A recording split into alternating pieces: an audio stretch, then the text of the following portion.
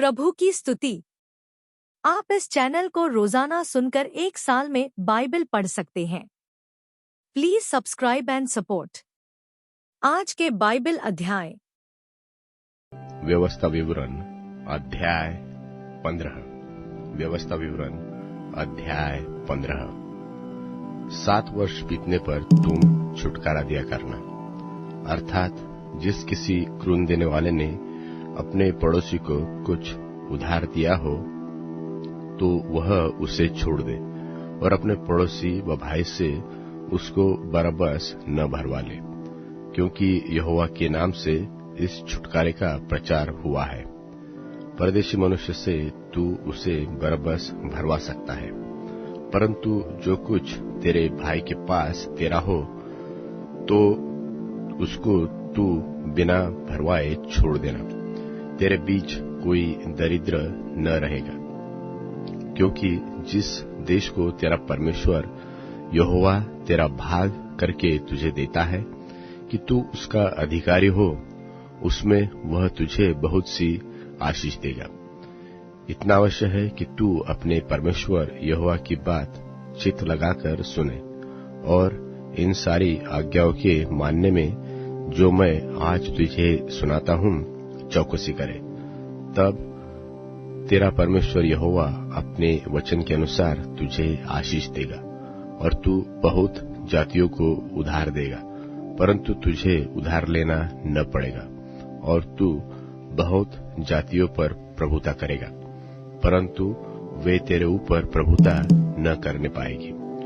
जो देश तेरा परमेश्वर यहोवा तुझे देता है, उसके किसी फाटक के भीतर यदि तेरे भाइयों में से कोई तेरे पास दरिद्र हो तो अपने ऊपर उस दरिद्र भाई के लिए न तो अपना हृदय कठोर करना और न अपनी मुट्ठी कड़ी करना। जिस वस्तु की घटी उसको हो, उसका जितना प्रयोजन हो उतना अवश्य अपना हाथ ढीला करके उसको उधार देना।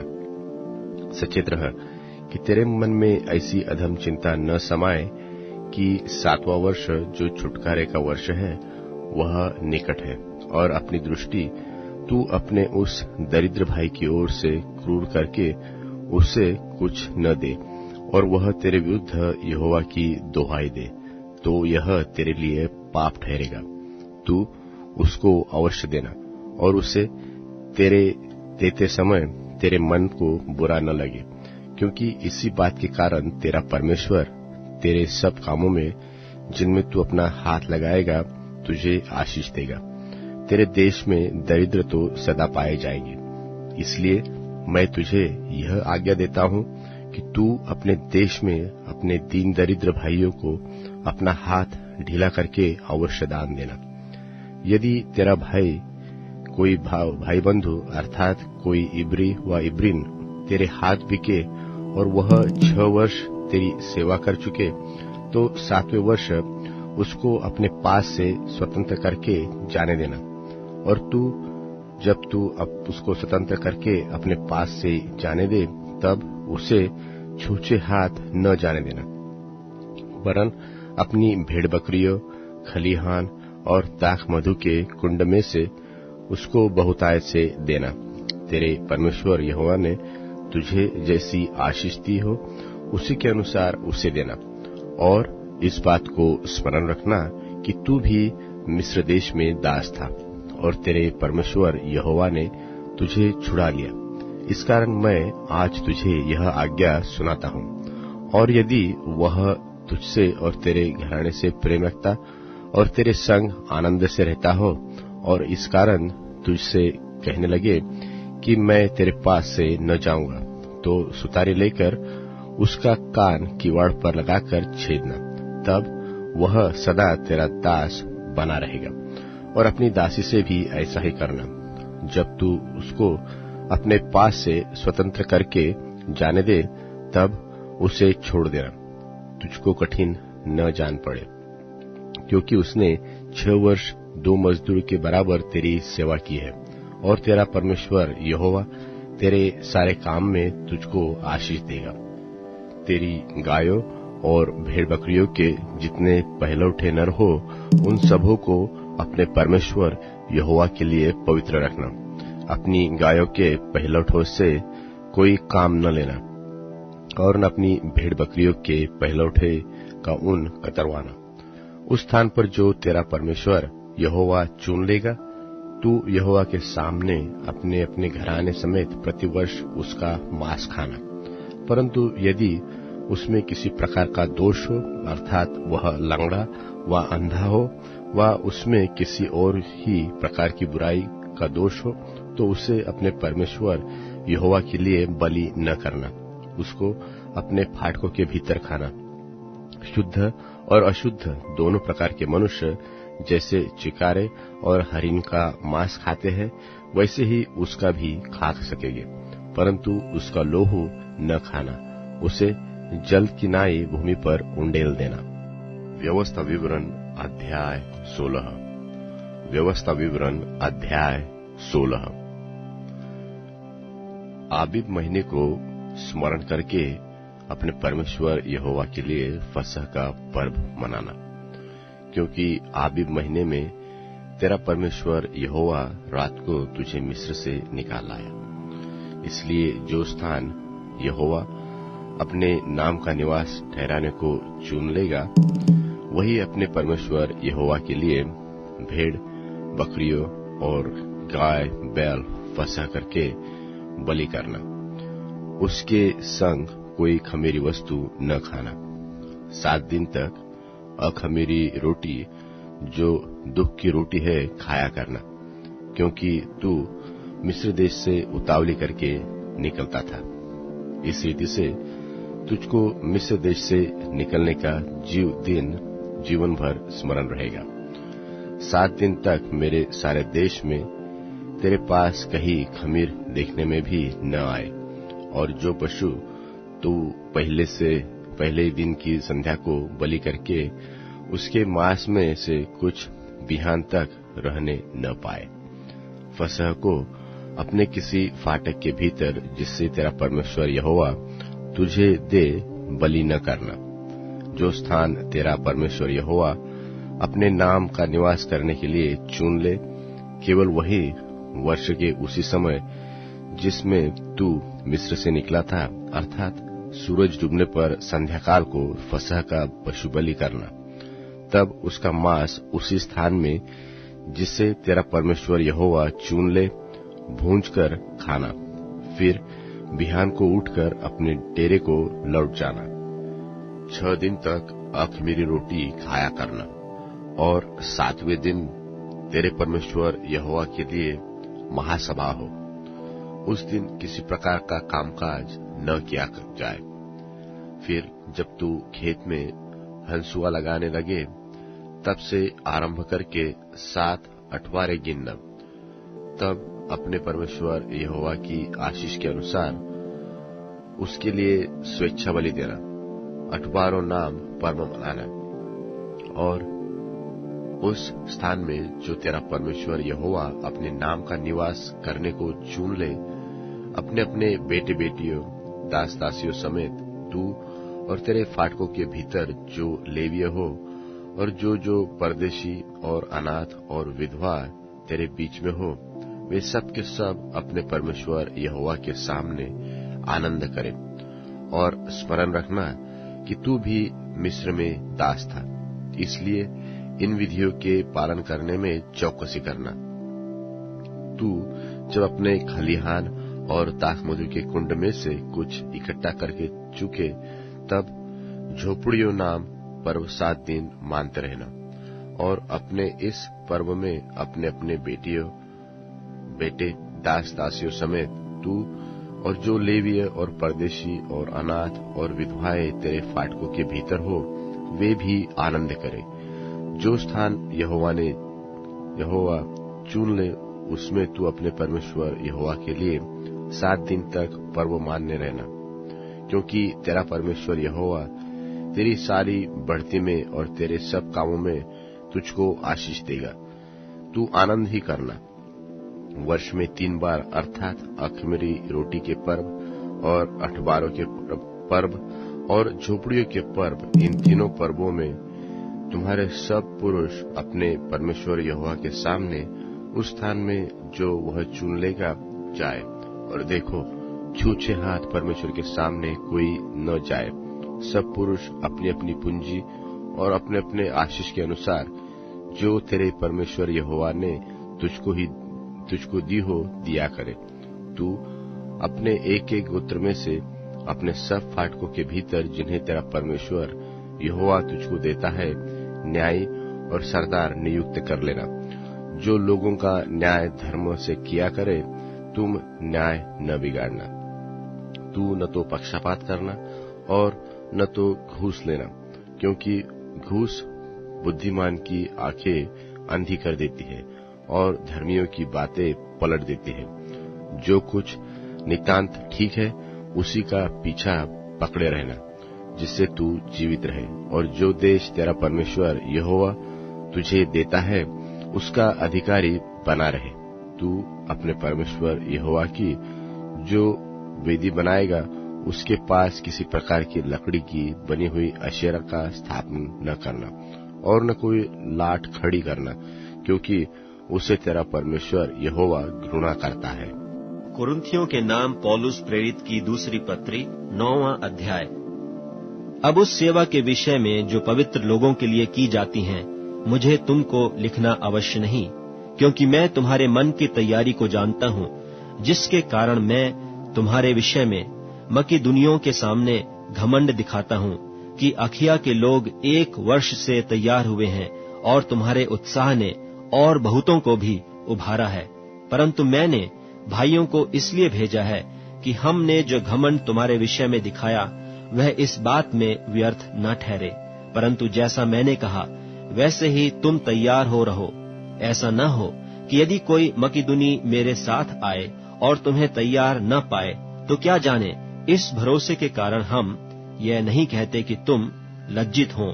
इसलिए मैंने भाइयों से यह विनती करना अवश्य समझा कि वे पहले से तुम्हारे पास जाएं और तुम्हारी उदारता का फल, जिसके विषय में पहले से वचन दिया गया था, तैयार कर रखें, कि यह दबाव से नहीं परंतु उदारता के फल की नाई तैयार हो। परंतु बात तो यह है कि जो थोड़ा बोता है वह थोड़ा काटेगा भी, और जो बहुत बोता है वह बहुत काटेगा। हर एक जन जैसा मन में ठाने वैसा ही दान करे, न कुढ़ के और न दबाव से, क्योंकि परमेश्वर हर्ष से देने वाले से प्रेम रखता है, और परमेश्वर सब प्रकार का अनुग्रह तुम्हें बहुतायत से दे सकता है, जिससे हर बात में और हर समय सब कुछ जो तुम्हें आवश्यक हो तुम्हारे पास रहे, और हर एक भले काम के लिए तुम्हारे पास बहुत कुछ हो। जैसा लिखा है, उसने बिथराया, उसने कंगालों को दान दिया, उसका धर्म सदा बना रहेगा।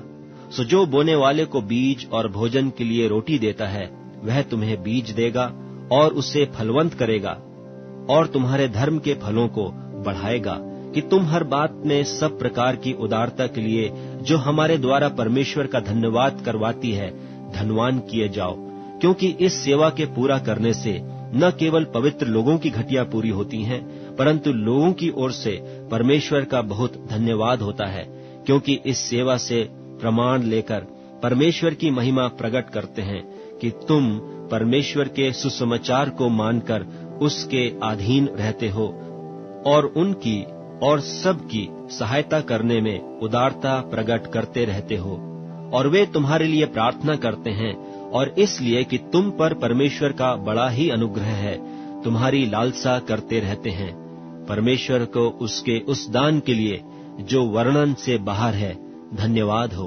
कुरिन्थियों के नाम पौलुस प्रेरित की दूसरी पत्री 10वां अध्याय। मैं वही पौलुस जो तुम्हारे सामने दीन हूँ, परंतु पीठ पीछे तुम्हारी ओर साहस करता हूँ, तुमको मसीह की नम्रता और कोमलता के कारण समझाता हूँ। मैं यह विनती करता हूँ कि तुम्हारे सामने मुझे निर्भय होकर साहस करना न पड़े, जैसा मैं कितनों पर जो हमको शरीर के अनुसार चलने वाले समझते हैं वीरता दिखाने का विचार करता हूँ। क्योंकि यद्यपि हम शरीर में चलते फिरते हैं तो भी शरीर के अनुसार नहीं लड़ते, क्योंकि हमारी लड़ाई के हथियार शारीरिक नहीं पर गढ़ों को ढा देने के लिए परमेश्वर के द्वारा सामर्थी हैं। सो हम कल्पनाओं को और हर एक ऊंची बात को जो परमेश्वर की पहचान के विरोध में उठती है खंडन करते हैं और हर एक भावना को कैद करके मसीह का आज्ञाकारी बना देते हैं और तैयार रहते हैं कि जब तुम्हारा आज्ञा मानना पूरा हो जाए तो हर एक प्रकार के आज्ञा न मानने का पलटा लें। तुम इन्हीं बातों को देखते हो जो आंखों के सामने है। यदि किसी का अपने पर यह भरोसा हो कि मैं मसीह का हूँ, तो वह यह भी जान ले कि जैसा वह मसीह का है वैसे ही हम भी हैं। क्योंकि यदि मैं उस अधिकार के विषय में और भी घमंड दिखाऊं जो प्रभु ने तुम्हारे बिगाड़ने के लिए नहीं पर बनाने के लिए हमें दिया है, तो लज्जित न होऊंगा। यह मैं इसलिए कहता हूँ कि पत्रियों के द्वारा तुम्हें डराने वाला न ठहरूं। क्योंकि कहते हैं कि उसकी पत्रियां तो गंभीर और प्रभावशाली हैं, परंतु जब देखते हैं तो वह देह का निर्बल और वक्तव्य में हल्का जान पड़ता है। सो जो ऐसा कहता है कि वह यह समझ रखे कि जैसे पीठ पीछे पत्रियों में हमारे वचन हैं, वैसे ही तुम्हारे सामने हमारे काम भी होंगे। क्योंकि हमें यह हियाव नहीं कि हम अपने आप को उनमें से ऐसे कितनों के साथ गिने या उनसे अपने को मिलाएं जो अपनी प्रशंसा करते हैं और अपने आप को आपस में नाप तौल कर एक दूसरे से मिलान करके मूर्ख ठहरते हैं। हम तो सीमा से बाहर घमंड कदापि न करेंगे, परंतु उसी सीमा तक जो परमेश्वर ने हमारे लिए ठहरा दी है, और उसमें तुम भी आ गए हो और उसी के अनुसार घमंड भी करेंगे। क्योंकि हम अपनी सीमा से बाहर अपने आप को बढ़ाना नहीं चाहते, जैसे कि तुम तक न पहुंचने की दशा में होता, वरन मसीह का सुसमाचार सुनाते हुए तुम तक पहुंच चुके हैं। और हम सीमा से बाहर औरों के परिश्रम पर घमंड नहीं करते, परंतु हमें आशा है कि ज्यों-ज्यों तुम्हारा विश्वास बढ़ता जाएगा, त्यों-त्यों हम अपनी सीमा के अनुसार तुम्हारे कारण और भी बढ़ते जाएंगे, कि हम तुम्हारे सिवानों से आगे बढ़कर सुसमाचार सुनाएं। और यह नहीं कि हम औरों की सीमा के भीतर बने बनाए कामों पर घमंड करें, परंतु जो घमंड करे वह प्रभु पर घमंड करे। क्योंकि जो अपनी बड़ाई करता है वह नहीं, परंतु जिसकी बड़ाई प्रभु करता है वही ग्रहण किया जाता है। भजन संहिता अध्याय 85। भजन संहिता अध्याय 85। हे यहोवा, तू अपने देश पर प्रसन्न हुआ, याकूब को बंधुआई से लौटा ले आया। तूने अपनी प्रजा के अधर्म को क्षमा किया है और उसके सब पापों को ढांप दिया है। तूने अपने रोष को शांत किया है और अपने भड़के हुए कोप को दूर कर दिया है। हे हमारे उद्धारकर्ता परमेश्वर, हमको फेर और अपना क्रोध हम पर से दूर कर। क्या तू हम पर सदा कोपित रहेगा? क्या तू पीढ़ी से पीढ़ी तक कोप करता रहेगा? क्या तू हमको फिर न जिलाएगा कि तेरी प्रजा तुझसे आनंद करे? हे यहोवा, अपनी करुणा हमें दिखा और तू हमारा उद्धार कर। मैं कान लगाए रहूंगा कि परमेश्वर यहोवा क्या कहता है। वह जो अपनी प्रजा से, जो उसके भक्त है, शांति की बातें कहेगा, परंतु वे फिर के मूर्खता न करने लगे। निश्चय उसके डरवैयों के उद्धार का समय निकट है। तब हमारे देश में महिमा का निवास होगा। करुणा और सच्चाई आपस में मिल गई है। धर्म और मेल ने आपस में चुंबन किया है। पृथ्वी में से सच्चाई उगती और स्वर्ग से धर्म झुकता है। फिर यहोवा उत्तम पदार्थ देगा और हमारी भूमि अपनी उपज देगी। धर्म उसके आगे आगे चलेगा और उसके पांव के चिन्हों को हमारे लिए मार्ग बनाएगा।